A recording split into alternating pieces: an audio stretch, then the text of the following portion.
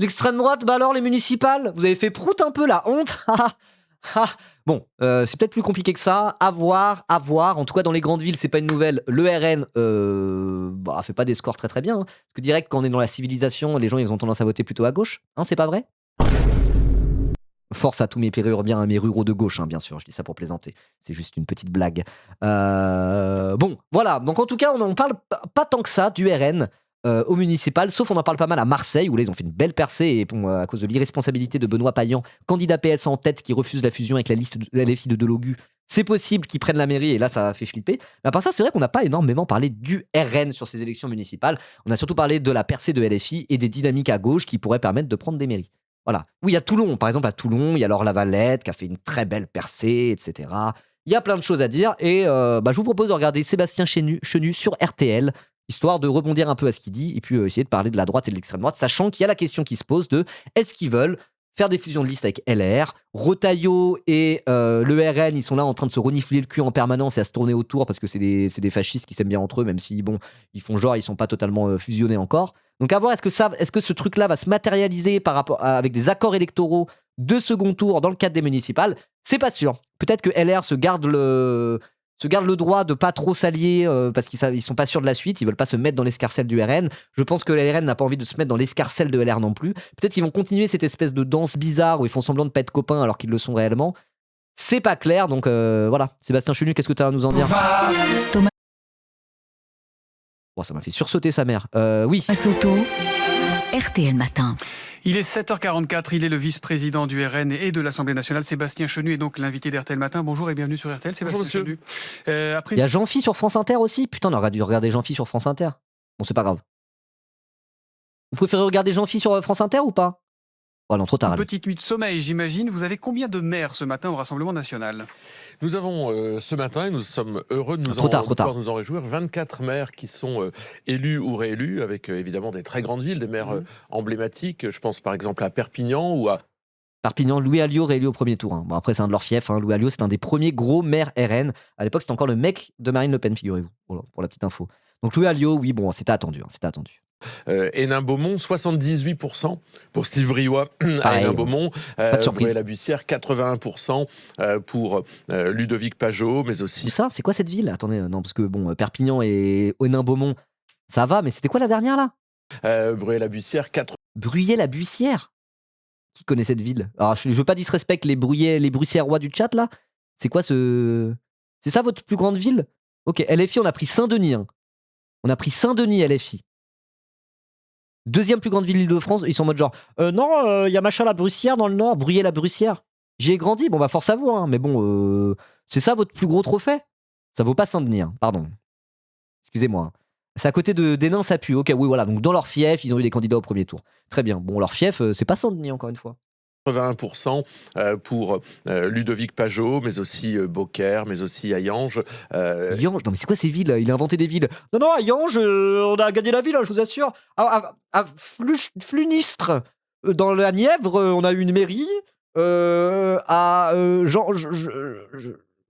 Jean Rouve-sur-Isère, on a gagné la mairie aussi au premier tour. Non, il y a plein de villes, hein. Je vous assure. Hein. À Saint-Paul-de-la-Ternoise, oui.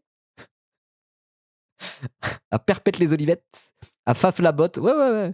À Saint-Rue-la-Pissotière, promis, on a eu plein de maires. Hein, ouais. Personne connaît vos villes. Hein. Je suis désolé. Hein. Force à tous mes ruraux, mais vos villes, personne les connaît. Hein. Voilà. Et puis, un certain nombre de villes, 60 villes, dans lesquelles nous faisons la course en tête. Nous sommes en tête. Ça veut dire que l'objectif, c'est quoi pour le second? C'est combien de mairies RN? Un maximum. Nous avons 20... Bah oui, un maximum. Nous avons 60 villes dans lesquelles on fait la course en tête. Donc, on se dit que... Mais c'est quoi tes villes? Des villes de combien d'habitants? Et puis il y a des villes dans lesquelles il y a un danger de gauche et où nous tendons la main à des gens qui ne peuvent pas se maintenir, à des listes concurrentes. Oh, le RN qui tend la main, moi je m'en méfie un petit peu. Hein. J'aimerais bien voir leur manière de tendre la main. Je suis pas sûr que le RN tende la main comme ça. Hein. Historiquement, quand ils tendent la main, ils font un geste différent. Hein. Méfiez-vous des mains tendues quand ça vient du Rassemblement national. Hein. C'est tout ce que j'ai à dire. Hein. À des listes adversaires qui ne peuvent pas se maintenir. C'est-à-dire, ils tendent le bras plus que la main, généralement. Hein. Vraiment, quand ils tendent la main, il y a tout le bras qui part avec, ils le tendent bien fort. Hein. Voilà, en étant bien droit. Non, je vous montre pas comment on fait. Vous pouvez... Elon Musk, il peut vous montrer. et nous leur disons... Oui, la blague était facile. Bah écoutez, désolé, hein, parfois on fait des blagues faciles quand on est clown de gauche, hein, c'est la vie. Concurrentes, à des listes adversaires qui ne peuvent pas se maintenir, et nous leur disons nous sommes le meilleur rempart face à la gauche ou à l'extrême gauche. Ces villes, elles existent, il y en a quand même quelques-unes dans lesquelles le vote utile, c'est le vote du Rassemblement national. Jordan Bardella. Ouais, donc toujours ce petit truc de voilà, ils veulent inverser le barrage républicain. Il faut faire barrage contre l'extrême gauche. Et tous ceux qui se sont alliés avec l'extrême gauche, donc tous ceux qui se sont alliés avec l'extrême gauche, c'est toute la gauche en réalité jusqu'au PS et même jusqu'aux macronistes pour eux. Hein. Ils aiment bien dire les macronistes ont fait le barrage républicain avec l'extrême gauche, ils sont eux-mêmes plus ou moins d'extrême gauche. Regardez comme Gabriel Attal mange dans la main de Jean-Luc Mélenchon. Ils ont fait élire des députés LFI antisémites à l'Assemblée nationale. Nous, on n'est pas antisémites, on est juste nazis. Attends. Voilà, donc c'est leur discours classique. Ils copient la gauche, hein. Ils copient les gens normaux qui sont en mode barrage à l'extrême droite, honte à ceux qui collaborent avec l'extrême droite, etc., etc. Ils sont en mode genre, ah bah on va faire pareil dans l'autre sens. C'est nous maintenant les vrais antifascistes parce que la gauche c'est les vrais fascistes. Relire Pasolini et Churchill, n'est-ce pas? Bon, bref, voilà, donc son petit discours de barrage à l'extrême gauche. Oui, allez, à d'autres. Très tôt hier, c'était le premier à réagir, a dit qu'il était prêt à ouvrir la porte à des alliances à droite sincère. C'est quoi la droite sincère? Ça concerne qui? D'abord, c'est dans des villes dans lesquelles il y a une menace de gauche et d'extrême gauche. C'est où, dans un cadre... Marseille, évidemment, avec Ok, donc voilà, Franck Alizio doit s'allier à Martine Vassal. Elle, c'est la droite sincère parce qu'elle est pétainiste. Ok, d'accord. La droite sincère, c'est en gros, quand il dit la droite sincère, c'est les républicains qui sont full extrême droite, qui n'ont plus rien à foutre, qui n'ont pas fait le barrage contre le RN en 2024 pour les législatives, cette fameuse droite décomplexée, c'est la droite Retailleau, quoi. Voilà, ils veulent bien faire alliance avec la droite Retailleau contre tout ce tas de gauchistes en France, de Macron à Mélenchon. En gros, c'est ça son discours. Et d'ailleurs, Retailleau, hier soir, il a dit à peu près la même chose. Hein. Il était en mode genre, nous devons faire barrage à l'extrême gauche, en s'alliant avec tous les patriotes, mais le RN quand même, non, on veut garder nos mairies. Enfin, voilà. De Hitler à Jean-François Copé, exactement. Oh, Jean-François Copé, c'est peut-être déjà trop de gauche pour lui, hein, ça m'étonnerait même pas. Mais voilà, c'est l'arc républicain de Hitler à Jean-François Copé, exactement. Donc Alizio, Nîmes, Julien Sanchez, Carcassonne, Christophe Barthès, Valenciennes, avec le jeune Tanguy Adrien Sens. Dans ces villes-là, la gauche, alliée à l'extrême gauche la plupart du temps, peut gagner et nous sommes le vote utile, nous sommes le rempart. Et la droite sincère... Ils veulent tout être. On est le vote utile, on est le barrage républicain, on est tout, quoi. Voilà, c'est 12 raisons différentes de voter pour le RN. Ils sont tout à la fois. On est le vote utile, barrage, patriote, élégant. Ça va. Oh, ça va 5 minutes. Qu'est-ce que c'est que ces éléments de langage de crevard, là? Vous laissez un peu d'utilité aux autres? Le rempart à l'extrême gauche, voyons. Si Mélenchon devient président de la République, la France tombe. Ce sont les bolcheviks. Rappelez-vous que les nazis, historiquement, ils avaient 2 ennemis, c'était les juifs et les bolcheviks. Bah oui, ils ont 2 ennemis, c'est LFI et les musulmans. Et les immigrés. Et les personnes trans. Bon, en vrai, ils en ont beaucoup. Les nazis avaient aussi plus d'ennemis que ça, quoi. Mais voilà, quand t'écoutes des nazis, notamment les nazis français à l'époque, vraiment, ils étaient en mode les juifs, les bolcheviks, mais à égalité, quoi. Ils étaient pas plus antisémites qu'anti-bolcheviques, quasiment, quoi. C'était pareil. Pour eux, c'était la même chose, quoi. Voilà, comme eux qui disent la France islamiste, la gauche islamisée. Donc, il faut le faire barrage à cette gauche islamisée, qui est à la fois bolchevique, socialiste, de gauche, vous voyez, et en plus pro-immigration et pro-islam, etc., etc. C'est une droite qui ne s'est pas compromise, c'est une droite honnête, c'est une droite qui a envie de voir changer les choses. C'est qui, c'est LR, une droite alors qui ne sait pas... oui, bien sûr, c'est plutôt la droite LR dans ces villes-là. Et on leur dit, nous sommes le vote utile. Vous n'avez, c'est le cas à Marseille, aucune chance de gagner Marseille, c'est fini. Mme Vassal a fait 12%, elle peut plier les gaules, elle ne gagnera pas. Vous l'appelez à se retirer bien sûr, enfin, je veux dire, il n'y a pas de sang. Alors, il appelle à se retirer, mais il appelle pas à faire une fusion de liste. Pourquoi? Faudrait savoir. Pourquoi il veut pas une fusion de liste? Non, il veut que ça soit sa mairie. Alors pourquoi il veut pas une fusion de liste? C'est parce qu'il joue un jeu d'équilibriste, le RN, ou s'il se rapproche trop du LR ouvertement, vu qu'ils jouent les antisystèmes auprès de leur électorat, et leur manière de parler, de se faire élire, etc., c'est de dire « Regardez, tous les mêmes qui nous gouvernent depuis tout ce temps. » Alors bon, il y en a, ils sont bien racistes à droite, donc on peut bosser avec eux, mais LR, ils font partie du système qui nous gouverne depuis tout ce temps. On vous rendra votre dignité, mes chers Français blancs, si vous nous élisez, parce que nous, on n'est pas comme les autres. C'est leur discours depuis très longtemps, donc s'allier directement et ouvertement en faisant des fusions de listes avec LR, par rapport à leur narratif mensonger, puisqu'effectivement le RN n'est absolument pas anti-système, hein, il suffit de voir comment Bardella se transforme petit à petit en Nicolas Sarkozy et qui passe son temps à sucer le MEDEF, ils sont clairement pas anti-système. Mais c'est le discours qu'ils ont, auprès de leur électorat populaire, c'est le discours qu'ils continuent à avoir et qui continue de fonctionner quand même, hein, malgré tout. Donc c'est pour ça, être trop ouvertement en convergence, voire même en fusion, quand on parle des fusions des listes. Avec LR, il y a un côté où ça colle pas franchement à la ligne qu'ils ont depuis des années, quoi. C'est pour ça qu'il fait une espèce de danse du ventre pour pas vraiment dire s'il veut s'allier ou pas, et qu'il ne propose pas la fusion de liste à LR, et qu'il veut plutôt qu'il se désiste au profit du Rassemblement national. Donc à voir comment ça va se goupiller, on en saura plus dès demain, après-demain. Voilà. À laisser passer quand même le dramatique Benoît Payan. On le voit bien, elle porterait une lourde responsabilité. Et puis, il y a des villes dans lesquelles nous pouvons, je le disais, gagner tout à l'heure, et nous disons que nous sommes là aussi ceux qui sommes les plus en mesure de faire basculer la ville. Nous appelons les électeurs, c'est le cas à Toulon, c'est le cas à Tarascon, c'est le cas à Douai, à Douchy-les-Mines. Vous voyez, je cite des villes volontairement du nord, du sud, ou à Agde, qui sont des villes qui peuvent être. Salut Bamef18, comment ça va? Bonjour Bamef18, il manquait que toi dans ce live exceptionnel. N'hésitez pas le chat à dire bonjour à Bamef18 comme d'habitude, c'est notre petite tradition. Voilà. Allez, on reprend. Désolé, hein, maintenant on va vite pour ça, c'est toujours pareil en vrai. Demain géré enfin par des maires RN. Qu'on comprenne bien, cet appel à des alliances à la droite sincère, vous parlez aux états-majors du parti ou vous parlez aux électeurs? Est-ce qu'il y a des discussions avec LR? Est-ce qu'il y a eu des coups de fil depuis hier? Non, pas avec les états-majors de LR. Nous parlons. Bruno Retailleau a été plutôt. Oui, mais nous parlons aux électeurs et éventuellement aux élus locaux qui peuvent entendre ce message aux électeurs. Bruno Retailleau, si vous voulez, il a été ministre d'Emmanuel Macron. Il n'y a pas grand-chose à attendre des états-majors parisiens qui sont très déconnectés. Mais sur le terrain. Vous lancez pas. Voilà, c'est ça. En vrai, ils ont le même discours que LR, mais ils veulent pas assumer. Ils veulent pas assumer. C'est exactement ce que je disais. Il est en mode Retailleau, il est aussi raciste que nous, tout le monde le voit bien. Mais il a travaillé avec Macron, donc on peut pas travailler avec lui, c'est le système. Par contre, les électeurs sincères, qui votent sincèrement pour le raciste Retailleau parce que vous êtes raciste, votez pour les racistes originels, c'est pas vrai la team. C'est ça son discours. Hein. Bon, bah ok, super. Un appel à LR et à Bruno Retailleau ce matin. Mais moi, je lance un appel à leurs électeurs qui sont... moi, j'en viens, j'ai voté pendant des années pour la droite dite classique UMP, LR. Donc je sais... Il est arrivé quand au RN? Ça fait longtemps qu'il est au RN, Chenu, quand même. Parce qu'à l'époque où ils n'avaient pas de groupe parlementaire, ils avaient quelques députés, mais pas suffisamment pour avoir un groupe parlementaire à l'Assemblée nationale. Sébastien Chenu, il y était déjà.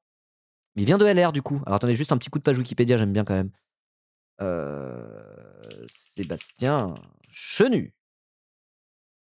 Chenu, il est là. En 2014, il rejoint le Rassemblement Bleu Marine, mouvement rattaché au Front National, principal parti d'extrême droite en France. Devenu collaborateur de sa présidente Marine Le Pen, il est nommé délégué national du RPM et devient conseiller régional des Hauts-de-France en 2016. Ok, il est député en 2017, etc. Ouais, ok, d'accord. Ouais. Carrière professionnelle, directeur de cabinet. Ah ouais, directeur de cabinet en 97. Maire de l'Isle-Adam dans le Val d'Oise, très jolie ville l'Isle-Adam. Hein. Si jamais vous avez l'occasion de vous allez vous balader à l'Isle-Adam, la ville est très jolie. Il travaille également en 97 comme attaché parlementaire d'Anne-Christine Poisson. Ok, donc c'était vraiment une espèce de profil un peu technocrate LR, qui au final a vu le vent tourner et s'est dit bah vas-y, on va aller rejoindre le RN, c'est l'avenir. Ok, ce genre de profil. Ok. C'est beau l'Isle-Adam, hein. La ville est incroyable, c'est vraiment très très joli. Bien que la meilleure réponse aujourd'hui, c'est le Rassemblement national. Je le dis aussi à Amiens. Salut Mimi El Mimi, attends, on s'est parlé sur Instagram, mais je confonds tout le monde parce que j'ai trop de MP, je suis désolé, je suis pas ça pour flex. C'est qui déjà? C'est pas avec toi que je suis en pourparler là? Tu m'as proposé ton aide? Ou je confonds les pseudos? J'ai parlé avec Mimi El Mimi il y a pas longtemps. Si, c'est toi? Si, c'est toi? C'est bien ça. Yes, let's go! Comment ça va? Trop bien, trop bien. J'étais pas tout à fait sûr. N'hésitez pas à offrir un sub à Mimi El Mimi, hein. Voilà. Je vous dis pas pourquoi, mais il se trame des choses. À Amiens, nous arrivons 3e, nous tendons la main au maire d'Amiens en lui disant il faut éviter que la ville bascule à l'extrême gauche. Donc vous êtes prêt à accueillir des... À Amiens? Bon, Amiens, il y a des gens de gauche quand même. Il y a des classes populaires à Amiens qui devraient voter à gauche, non? Je pense notamment à Karine, aide-soignante à Amiens. Jean-Benoît, cariste, dans la Somme. Non? Donc Amiens, c'est le fief de Ruffin, comme vous le savez. Et c'est compliqué, hein, ça fait partie de ces endroits qui, justement, petit à petit, glissent vers l'extrême droite. Hein. Voilà. Ruffin a failli pas se faire réélire dans sa Serco. Après, c'est pas juste que Ruffin est nul à chier, hein. C'est que c'est des Sercos compliqués. C'est typiquement le genre de Serco qui passe à l'extrême droite. C'est pas évident. Hein. C'est pas évident dans ce genre de Serco-là. Ces Sercos populaires du Nord, désindustrialisés. C'est compliqué. Hein. Voilà. Donc bon, espérons que ça tombe pas au niveau de l'extrême droite, quoi. À Amiens, LFI a même pas fait 10% et LO fait 1,35 avec des camarades. On est deg. Ouais. Après, oui, Ruffin, oui, je dis pas ça pour défendre Ruffin, mais soyons honnêtes, les villes comme Amiens, c'est compliqué de résister à l'ascension du RN. Et c'est pas uniquement Ruffin pour être exceptionnel. Je pense que le RN monterait quand même dans une ville comme Amiens, quoi. Voilà. Des candidats LR sur les listes RN, et vous êtes prêt à mettre des candidats RN sur des listes LR qui seraient mieux placés? Bah, écoutez, je pense qu'il faut regarder au cas par cas, mais l'idée c'est d'empêcher la gauche et l'extrême gauche de passer parce La réponse est oui. parce que je vous explique, la gauche ou l'extrême gauche, c'est la ruine et l'insécurité. La ruine et l'insécurité. Il n'y a pas de contre-exemple. Il ruine les. Pardon? Il n'y a pas de contre-exemple? Attends, j'ai 1 milliard de contre-exemples, ça s'appelle toutes les municipalités communistes en France pendant des années et des années et des décennies. Il n'y a pas de contre-exemple. Je prends en contre-exemple toutes les villes de la banlieue rouge. C'est comme des villes, c'est pas des villes dégueulasses. C'est des grandes villes de région parisienne où il y a eu énormément, justement, tout ce qui est communisme municipal en France. À un moment donné, ça marchait bien. Il y avait plein de trucs où, justement, c'était des villes où il faisait plutôt bon vivre pour les travailleurs parce qu'il y avait des maires PCF qui faisaient quand même le taf, globalement, quoi. On va dire ça, il n'y a pas de contre-exemple. Dès que c'est géré par la gauche et l'extrême gauche, c'est la ruine et l'insécurité. Mais genre, voilà. Alors après, ils considèrent que les villes de la banlieue rouge, c'est plein de noirs et d'arabes et d'immigrés. Donc du coup, on voit bien que le PCF ne marche pas. Non, ça s'appelle juste des endroits populaires, en fait. Genre, oh là là, quel crevard, celui-là. Qu'est-ce qu'il raconte? Le glorieux Malakoff, contre-exemple, le glorieux Malakoff. Il y en a plein des villes en Ile-de-France. Hein. Des villes qui ont été 50, 60, 70 ans au PCF, parfois qui le sont encore. Ça tombe très très bien, ça marche très très bien. Relire Bernard Tapie. Bernard Tapie, c'est quand même pas le roi des gauchistes. Bernard Tapie qui parlait en disant de... C'est quoi sa ville? C'était Saint-Denis, justement? Quand il parlait de ça, il était en mode genre, bah moi, à mon époque, quand j'étais jeune, il y avait les communistes. Il y avait les communistes et quand même, on pouvait partir en vacances grâce aux mairies communistes et ça faisait beaucoup de bien. Il y avait des activités pour les jeunes. On était prolos, on était des ouvriers, mais il faisait quand même bon vivre dans ces villes et c'est parce qu'il y avait des communistes. Bernard Tapie, milliardaire, est d'accord pour dire que bah, les mairies communistes à l'époque, à l'ancienne, ça marchait très bien, quoi. Ça va, quoi. Sébastien Chenu, oh là là.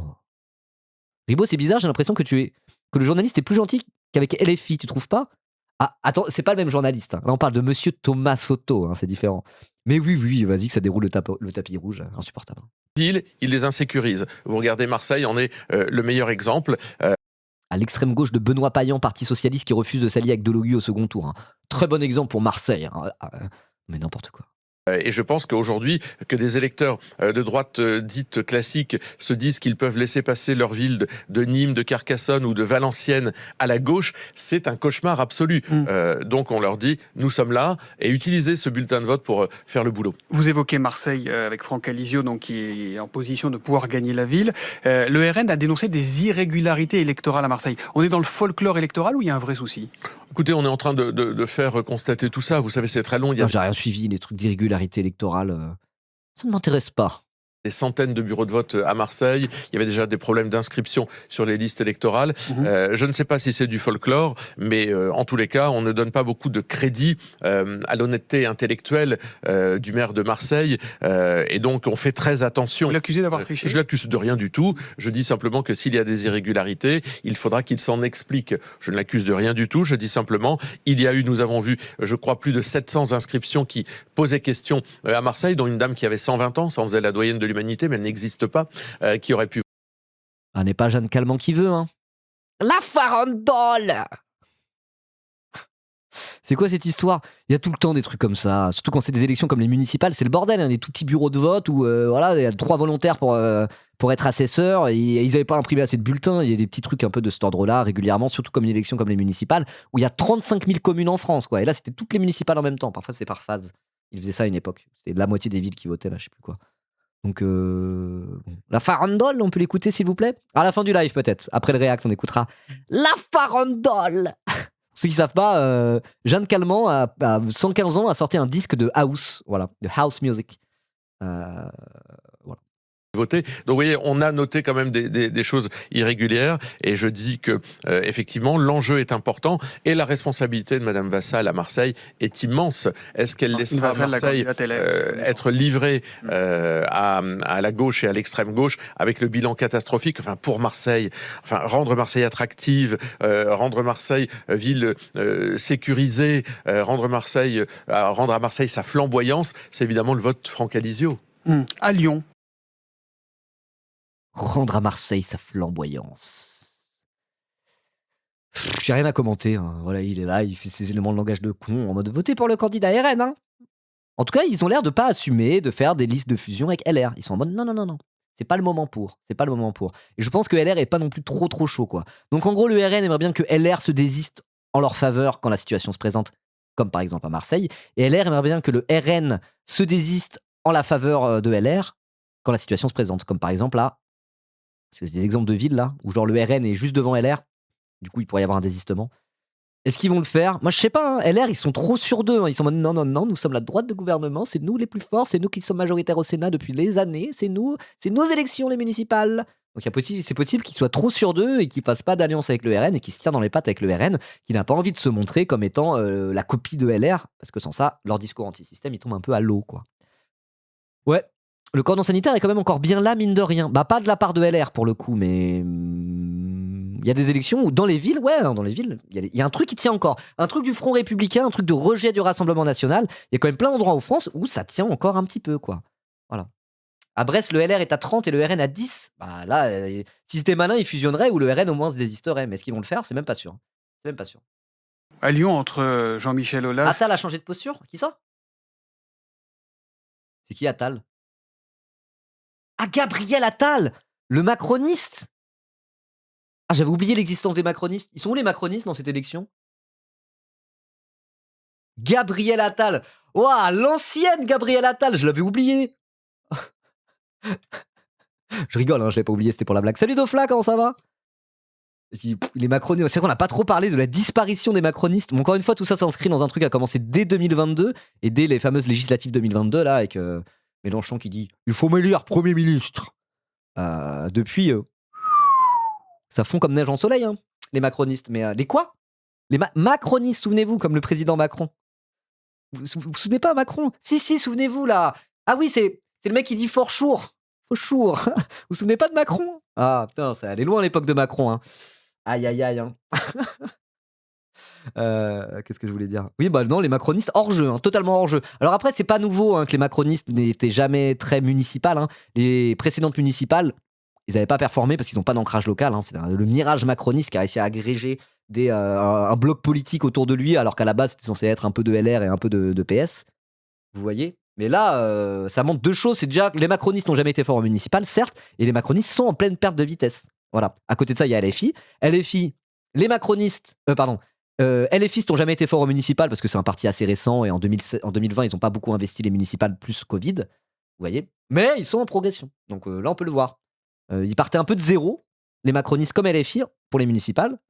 LFI grimpe et monte et s'affirme comme cette force incontournable de gauche, etc., comme on dit en permanence sur ce live et sur Internet.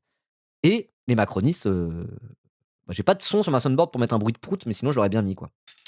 Et les macronistes, voilà, je peux mettre celui-là à la place. Oui, il y a Horizon, il y a Le Havre. Mais Le Havre, en fait, c'est parce que c'est le fief de Édouard Philippe avant qu'il soit macroniste. Hein. Édouard Philippe, il vient de LR. Là, en plus, lui fait partie des gens qui sont quand même désolidarisés de Macron pas mal ces dernières années pour préparer la suite de sa carrière. Et je pense qu'il est intelligent de faire ça. Donc, est-ce que Édouard Philippe est encore vraiment macroniste? C'est même pas sûr. Hein. Alors, il y a des endroits où ils se maintiennent à peu près. Il y a des centristes affiliés à Macron. Ça existe. Mais quand même, là, ils sont un peu mis hors jeu, quoi. Édouard Philippe, je trouve que c'est un truc un peu différent. On peut pas le résumer à être un macroniste, sachant qu'à la base, il était maire LR du Havre avant même de rejoindre Macron, si je dis pas de bêtises. Donc, c'est plus que c'est son fief. Voilà. Il y a des gens qui, là, ont rejoint Macron entre-temps, ils sont fait réélire dans leur fief, mais c'est pas des victoires pour la Macronie. Voilà. C'est Grégory Doucet, vous votez pour qui? Ça veut dire qu'aux prochaines sénatoriales, ça va gicler les mecs de droite. Bah, je me rends pas bien compte parce que LR a quand même conservé plein de villes. Il y a toutes les villes moyennes et les petites villes où la droite maintient leurs avances. Il y a plein de villes dont on n'a pas parlé. Hein. François Barouin à Troyes, par exemple, je crois qu'il s'est fait réélire au premier tour, c'est son fief, il le perdra pas. Jean-François Copé à Meaux, il s'est fait réélire au premier tour, c'est son fief, il le perdra pas. David Lisnard, l'horrible David Lisnard, là, le libertarien de service, à Cannes, il s'est fait réélire à 80%, c'est son fief, il le perdra pas. Donc il y a aussi toutes ces villes-là, plus des villes moyennes, etc., où LR, ils sont là, ils sont installés, ils seront à réélire à l'infini, quoi.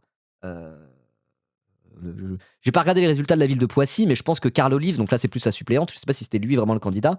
Carl Olive, je pense qu'il va se faire réélire à la main, c'est son fief, il le perdra pas, quoi. Bayrou, il a été réélu à Pau, 60%, non pas 60%, mais il est en tête à Pau au second tour. Désolé, je me suis trompé. Donc voilà. Il est pas réélu au premier tour, contrairement aux deux dernières élections.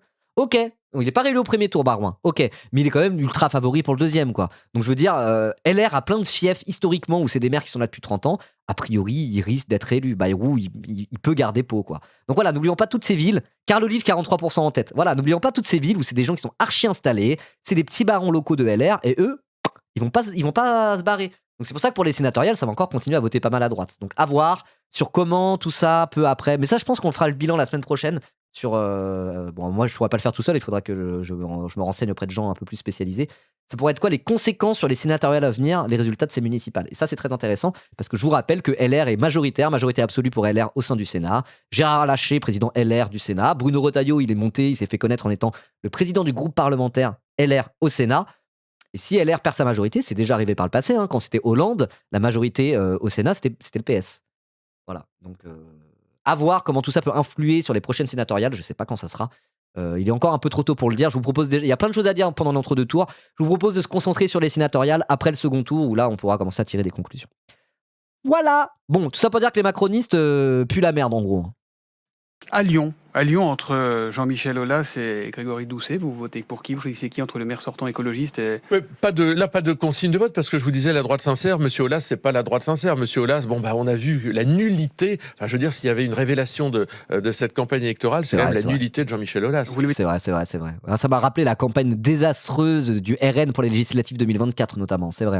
Ça faisait longtemps qu'on n'avait pas vu des gens se baver dessus et se ridiculiser à un tel point dans les médias comme ça. La dernière fois que j'ai vu ça, c'était le parti de Sébastien Chenu il y a 2 ans. Hein. Depuis, ça n'avait pas été. Personne n'avait atteint le niveau. La barre avait été mise très très haute par ton parti, Sébastien Chenu. Et c'est vrai que depuis, voilà, ça passait aisément sous la barre, sans avoir à faire du limbo. Et là, hop là, bim. Ah ouais, ça nous rappelle les heures les plus sombres de notre histoire électorale. Et c'était toi, hein, Sébastien Chenu. C'était ton parti. Hein. Dans le même sac. Le seul moyen pour Jean-Michel Aulas de faire en sorte que Grégory Doucet, le maire d'extrême gauche, ne soit pas réélu. Grégory Doucet d'extrême gauche. Hein. Le maire écologiste de Lyon est d'extrême gauche. Il a mis en place des transports en commun, probablement, quelques pistes cyclables. Voilà. Il a essayé d'enlever un peu de pollution lumineuse, végétaliser la ville. Tout ça, c'est le projet de l'extrême gauche. Hein. Voilà. D'extrême gauche. Hein. C'est de ne pas faire campagne, hein, c'est de rester chez lui. Il ne faut pas qu'il rencontre un Lyonnais, Jean-Michel Aulas. Sinon, il assure la réélection de l'extrême gauche. Vous dites quoi, vos électeurs? Allez à la pêche? Nos électeurs feront ce que bon leur semblera. C'est une ville difficile pour nous, Lyon. On avait un bon camp. Ça dépend, c'est un de votre fief, mais pas dans la politique électorale, si vous voyez ce que je veux dire. L'extrême droite, elle est très présente à Lyon, mais c'est l'extrême droite groupusculaire qui fait des ratonnades et qui est violente, quoi, et qui est fan d'Hitler. Donc non, dire c'est une ville compliquée pour vous, pas vraiment. Hein. Candidat qui a fait le travail qu'il fallait. C'est une ville difficile. Nos électeurs, vous savez, dans ces cas-là, sont adultes et responsables. Ils feront ce qui leur semblera le meilleur. Mais c'est vrai que Jean-Michel Aulas nous a montré l'étendue de sa nullité. C'est assez rare de voir ça, d'ailleurs. Bon, et à Paris? Oui, effectivement. La dernière fois, c'était ta famille politique, quoi. C'était le RN. C'est rare de voir des gens pas au RN être nuls à chier à ce point. C'est vrai que c'est assez rare. Hein. Après, bon, LR aussi, ça arrive assez souvent. Valérie Pécresse 2022, on en reparle? Debout! On en reparle? Si vous votiez à Paris, voteriez pour qui? Rachida Dati, Sarah Knafo, elle doit se maintenir? C'est toute la question. Qui va se maintenir à Paris? Moi, je crois que... Accord à Toulouse, oui. On l'a dit tout à l'heure. A priori, il y a un accord à Toulouse. Donc là, c'est toute la gauche derrière François Piquemal de la France Insoumise pour qu'il aille remporter la mairie, devienne maire de Toulouse. Ça fait plaisir. Comme quoi, cette union autour de la France Insoumise pour le bien de la gauche française, bah là, on en a un exemple très concret à Toulouse. Comme quoi, ça peut exister dans certains cas. Pas dit que ça va être le cas dans la présidentielle, hein, évidemment. Aujourd'hui, c'est aussi une espèce de bouillie permanente. Nous, c'est tout ce qu'on refuse. L'espèce d'alliance bouillie, tambouille, il n'y a pas d'alliance tambouille, pour l'instant, on ne sait pas. Non, mais voilà, mais je dis, nous, c'est tout ce qu'on refuse. C'est-à-dire des gens qui font semblant d'être différents, qui s'insultent pendant une période et qui ensuite viennent s'allier. Moi, quand je dis, par exemple, vous parlez de Paris, mais par exemple, je dis à Toulon, aux électeurs de LR qui sont 3e, écoutez, ça ne sert à rien de courir après la mer. Vous savez quoi, apparemment, c'est mairie LFI, métropole PS sur l'accord de Toulouse, mais ça, j'ai même pas compris parce que j'ai suivi d'assez loin les municipales en réalité. C'est quoi la métropole? Il y a l'élection de qui va être truc de la métropole? Comment ça? Il y a un conseil de la métropole? Conseil de la communauté de communes, un truc comme ça, genre? Ouais, bah c'est un arrangement électoral, mais je pense que c'est mieux d'avoir la mairie que la métropole, quoi. Et c'est normal parce que François Piquemal est en tête. Ouais, bah c'est un arrangement électoral. Ça me va, hein, tant mieux. C'est de la politique politicienne, c'est les municipales, bah ouais. Ok. Genre, vous êtes si différents du RN. Attendez quoi? Genre, vous faites pas de tambouille. Mais oui, mais c'est toujours pareil. Là, tout le monde est là en mode genre, c'est de la tambouille. On a vu juste avant Mathilde Panot face à Apolline de Malherbe, elle est en mode, c'est pas de la tambouille ça. Mais c'est de la politique électorale.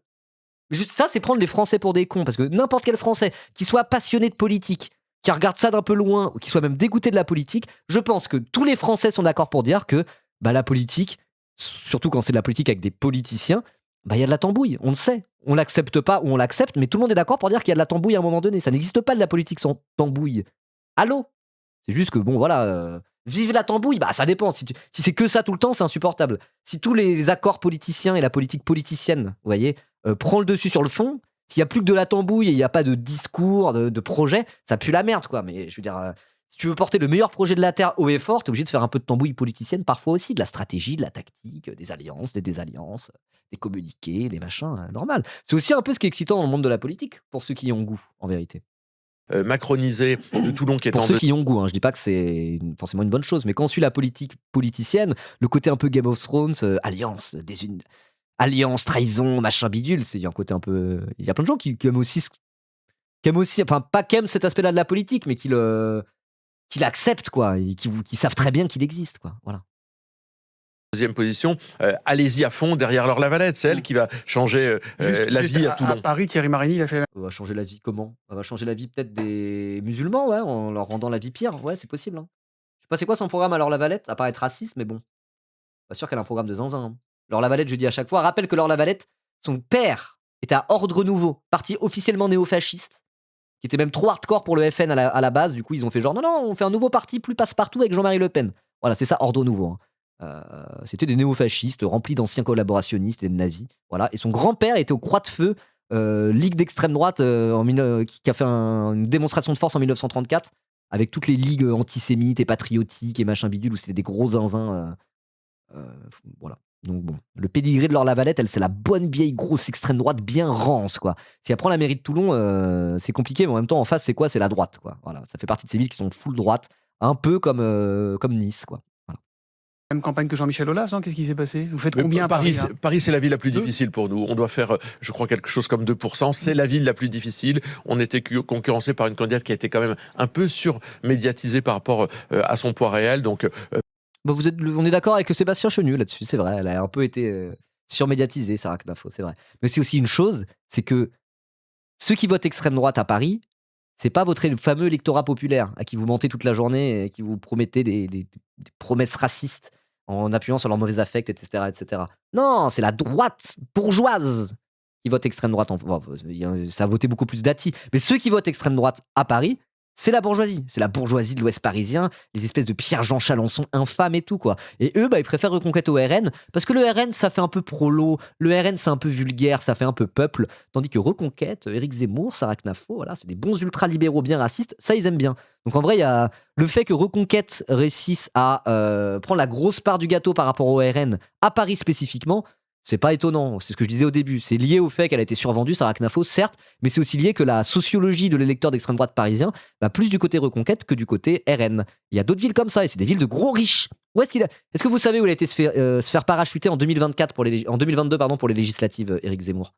Après avoir fait 7% aux législatives, il est en mode genre... au présidentiel, il est en mode genre, je vais me faire parachuter et devenir député de la nation. Est-ce que vous savez dans quelle ville il a été parachuté? Toulon? Non, c'est dans le sud, mais c'est pas Toulon. Est-ce que vous savez? Il s'est fait parachuter dans une circonscription qui correspond à une ville. C'est la circonscription d'une ville très connue dans le sud de la France. Saint-Tropez, c'est ça. Il a été parachuté à Saint-Tropez. Directement à Saint-Trope, dans la circo de Saint-Trope. Pourquoi? Parce que c'est un coin de méga riches. Voilà, il est en mode, il faut des gens qui soient des gros bourgeois et des gros racelards. Il a choisi de se faire parachuter à Saint-Tropez directement, enfin dans la circo de Saint-Tropez. Donc ouais, hein. Paris, ceux qui votent extrême droite, c'est des gros bourgeois, un peu comme à Saint-Trope. Et donc voilà. D'où le score de Sarah Knafo et le score minable de Mariani pour le RN qui a fait moins de 2%, si je dis pas de bêtises. Il a fait 1,5 ou un truc comme ça, si je dis pas de bêtises. Voilà. Paris n'était pas évidemment un objectif de gain. Oui, Zemmour, en plus, il s'est rétamé, il a même pas passé le premier tour, 0 député. Hein. On l'appelait 007 à l'époque. 0 député, 0 second tour, 7% à la présidentielle. Sarah Knafo, j'imagine. Dernière question, on a 2 enseignements ce matin. Le RN qui résiste plutôt bien et qui même gagne des mairies, vous l'avez dit, 24. Cagnes-sur-Mer, j'ai oublié de citer, c'est Brian Masson, 4e ville des Alpes-Maritimes, élu au premier tour. Donc, le RN, d'un côté, Ternier dans l'Aisne. et LFI. Ok, on n'est pas à Interville là, ça va. Mont-de-Marsan, c'est bon. Regardez son petit sourire. Ah, il serait plus heureux s'il était animateur d'Interville, peut-être. Après, bon, l'extrême droite et Interville, il y a tout un lore par rapport à ça. Je rappelle que Bruno Retailleau a triché à Interville. C'est un de ses premiers moments médiatiques, il a triché à Interville. Bref. Qui est aussi très forte. Ça préfigure ce qui va se passer l'an prochain, en 2027. Châteauneuf-du-Pape. Après, Châteauneuf-du-Pape, c'est du très bon vin. On l'a bu l'autre jour. C'était délicieux. C'était vraiment très très bon. Du gros vin qui tâche à 15 degrés, t'es en mode genre, oula, il a picoté la fin de bouteille dessus là. C'est délicieux, c'est un nectar des dieux. Tu t'enfiles la bouteille en entier, t'es en mode genre, mais c'est trop bon. Alors qu'il fait 15 degrés, il tape bien. Je me suis pas bu la bouteille entière, mais bref, peu importe. Ribobo, c'était pas ma bouteille. Hein. C'est un ami à moi. Il boit pas énormément de vin, mais quand il boit du vin, souvent c'est une bonne bouteille, il se fait plaisir. Et voilà. C'est l'avant-premier tour. Moi, je crois que les Français veulent le changement et ils sont capables de l'exprimer de différentes façons. Alors attention, hein, LFI, ils sont forts dans les grandes villes, dans des zones de force. Ils n'ont pas posé de liste dans des villes moyennes, ou lorsqu'ils l'ont fait, ils ont eu de mauvais résultats. Premier tour, en Seine-Saint-Denis. Mais lorsqu'ils ont posé des listes dans des villes moyennes, ils n'ont pas eu le même type de résultats. Donc il y a un aspect un peu déformant, parce qu'ils sont présents dans des zones de force extrêmement urbaines, mais ça peut effectivement être l'image qui se dégage pour la prochaine élection. La victoire. C'est parce qu'ils ont quand même bien augmenté. Tu regardes par rapport à avant, ils ont bien augmenté par rapport à leur score précédent. Que ce soit dans les grandes villes ou des petites villes, ils ont augmenté dans les grandes villes.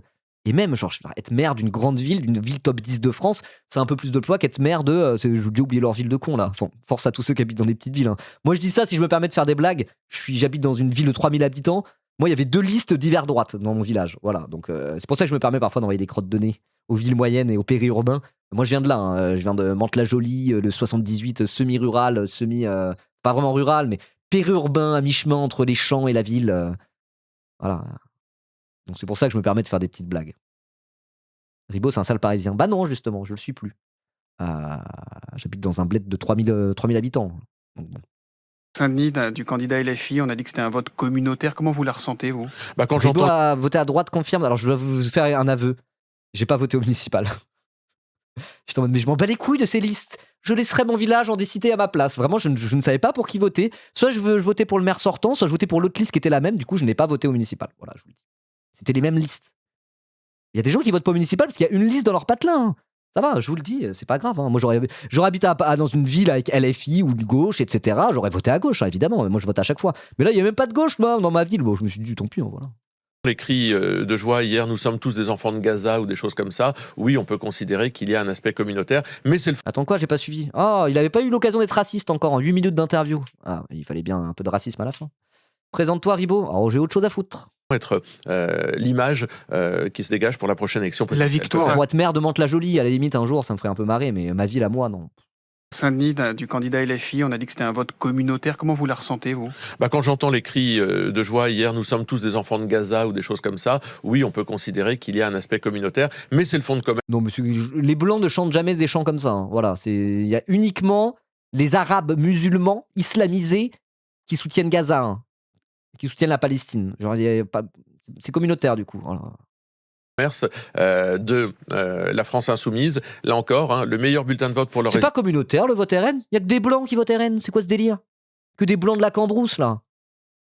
C'est pas communautaire. Non, voilà, communautaire c'est que si vous êtes pas blanc et pas chrétien. Voilà, si vous êtes tous des copier-coller blancs chrétiens cutéreux, là c'est pas communautaire. Force à tous mes blancs chrétiens cutéreux, hein. Sauf si vous votez Sébastien Chenu par contre. Demain à Roubaix dans le Nord, c'est Céline Saïa. Bon, vous les connaissez tous. Mais Roubaix, ça va dégager en fait. Hein. Roubaix, c'est David Guiraud, maintenant le maire, bientôt. Et ça sera comme ça, c'est pas autrement. Et si t'es pas d'accord, chiale. Tous par cœur, hein, vous êtes tous... Ils sont formidables, nos candidats. Ce sont des héros, comme nos électeurs d'ailleurs. Bon, et puis il y a des héros de tous les côtés, puisqu'on recevra les héros de chez Manuel Bompard à 9h. On a dit des héros, pas des zéros. Marc-Olivier Faure. Allez, elle est super marrante cette blague-là. Sébastien Chenu à retrouver en one-man show tous les jours dans les médias dominants. Ah, la blague de nul, hein. Il est content, il rigole. Il est content. Hein. Gilles recevra les héros des Républicains avec Jean-François Copé tout à l'heure à 8h15 et puis Marc Ferracci. Jean-François Copé, il est un peu plus héroïque, il s'est fait réélire au premier tour. Hein. Voilà, il tient son fief. Il tient son fief. Ce sera pour les héros macronistes tout à l'heure. Oula, il y a encore des maires macronistes, c'est vrai qu'on n'en a pas vu un. Il n'y a pas un succès, ils ont totalement disparu, les pauvres macronistes. La chronique... Il a raison, Sébastien Chenu a raison là-dessus. On peut pas dire le contraire. En même temps, tout le monde est d'accord pour dire ça. Hein. Macron, où ça? Humoristique, c'est Cavrivière, lui pique. C'est fini? Bon, bah c'était cool. Je voulais dire un truc, j'avais une réflexion à faire, c'était un peu marrant. Oula, je voulais faire une blague, j'avais parlé de Macron là. Ah si, Jean-François Copé, ah si, voilà. Je sais pas pour vous, mais moi je sais pas, j'ai une espèce de... Quand j'imagine, parce que la politique c'est un monde compliqué, hein. La politique c'est un monde compliqué, les plateaux télé, la stratégie de conquête, du pouvoir, de machin bidule. Il y a un truc où c'est un monde qui fait pas... C'est un sacré monde. Et du coup quand je vois des gens qui sont des espèces de petits barons locaux, réélus, triomphalement dans leur ville depuis 35 ans, il y a un côté où quand je vois ça, je suis en mode genre, ah, ça a l'air bien d'être à cette position. Voilà. Moi, je suis un peu jaloux des maires de droite ou de gauche, hein, je m'en bats les couilles. Une espèce de petits barons locaux qui sont maires de leur ville, tranquillou, loin des affres de la politique nationale, loin des affres de la stratégie et des plateaux télé, là, être en mode tranquillou, voilà. Moi, quand je vois Jean-François Copé se fait rélire à moi, je me dis, ça a l'air chill en fait. Hein. Quitte à être un politicien professionnel, est-ce que ceux qui n'ont pas tout gagné, c'est pas les Jean-François Copé, voilà. Ils se font réélire tranquillos dans leur mairie, ils sont aimés de leurs administrés, c'est des petits barons locaux, et puis basta, quoi, voilà. Ça a l'air un peu bien, non? Moi, si je pouvais choisir de devenir un professionnel de la politique demain, là, qu'on me disait, tu deviens un professionnel de la politique maintenant, demain, alors je parle pas en termes de comment faire triompher mes idées ou quoi que ce soit, si vraiment en mode juste, voilà, t'as le choix, je serais en mode genre, être un petit baron locaux, maire d'une ville réélu triomphalement à chaque élection. Ouais, ça a l'air bien, ça a l'air bien.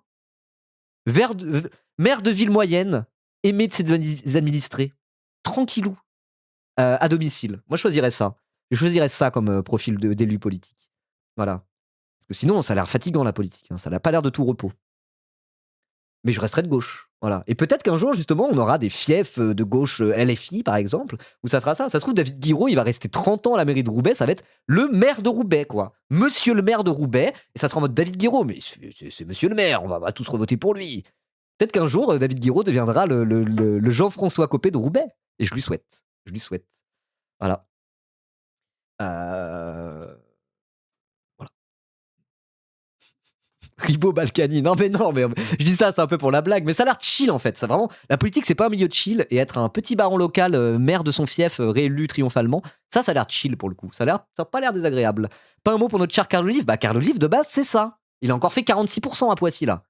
Et c'est pour ça qu'est-ce qu'il a été se foutre avec son ambition de con, député de la nation, alors qu'il pue la merde et qu'il connaît que dalle à la politique, alors qu'il aurait juste pu rester continuer toute sa vie, bien tranquillou, aimer des pissiaquets, à serrer des mains sur le marché, à se faire réélire alors qu'il est con comme une bille. Il aurait dû faire ça. Hein.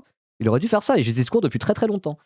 Il est bête. Son ambition a rendu sa vie plus nulle qu'avant. Je suis sûr qu'il était plus heureux quand il était simplement le maire de Poissy un peu gaze, quoi. Voilà. Poissy, ville de Crasseux, envoyez message. En vrai, c'est sympa, Poissy. Moi, j'aime bien cette ville. J'ai de la famille qui a habité là-bas pendant longtemps. C'est une ville que je connais bien. Donc, ouais. Et mon daron a croisé Carl Olive il y a pas longtemps. Il m'a dit... Parce qu'on parlait de Johan Chapoutot avec mon père. Mon père est fan de Johan Chapoutot. Et du coup, le dernier entretien de Johan Chapoutot à l'UMA, à un moment donné, il parle de Carl Olive. Il dit, non, mais il y a vraiment des médiocres et des crétins au sein de la Macronie. Petit personnage comme Carl Olive, complètement con. Chapoutot, il lui balance une petite balle comme ça, alors. Et du coup, mon daron qui habite à Poissy, je le dis, c'est pas grave, c'est du dox, tranquille. Il connaît bien Carl Olive, il l'a croisé 1000 fois sur le marché, parce que c'est ce genre de maire, Carl Olive. Genre de maire, si t'habites à Poissy, t'as croisé au moins 5 fois dans ta vie Carl Olive, et c'est comme ça qu'il se fait réélire, en étant en contact de ses administrés. Génération Terrain, il avait lancé un truc comme ça, quoi. C'est ce genre de petit baron local qui sert des pinces, qui parle pas tant de politique que ça. Il sert des pinces, il est à toutes les kermesses, à tous les marchés, à tous les trucs, du coup il a apprécié des pissiaquets. Bref. Et du coup, c'était pas très longtemps après avoir regardé le truc de Chapoutot, et mon daron a croisé Carl Olive lui a dit bonjour, et mon daron il a dit, bah je lui ai pas répondu. J'étais en mode genre, oh, voilà, ça c'est un acte de micro-résistance antifasciste, let's go. Alors qu'il lui a serré la panse 10 000 fois, quoi. Et là, en mode genre, non, c'est bon. Allez, médiocre comme ça, les irresponsables, c'est bon. Je suis trop fan de Chapoutot, je ne te réponds plus maintenant, Karl. Le rebelle, oh, waouh. Et du coup, c'est marrant, ils m'ont envoyé ça, j'étais en mode genre, ah, c'est mignon un peu. Voilà. Bon, bref, en tout cas, en conclusion, là, j'ai pas mis mon petit repère pour la VOD. Vous en avez pensé quoi, vous, ceux qui regardent la VOD YouTube de Sébastien Chenu? Vous l'avez trouvé passé ou plutôt nul? N'hésitez pas à le dire en commentaire et abonnez-vous, bien sûr. Moi, je l'ai trouvé nul.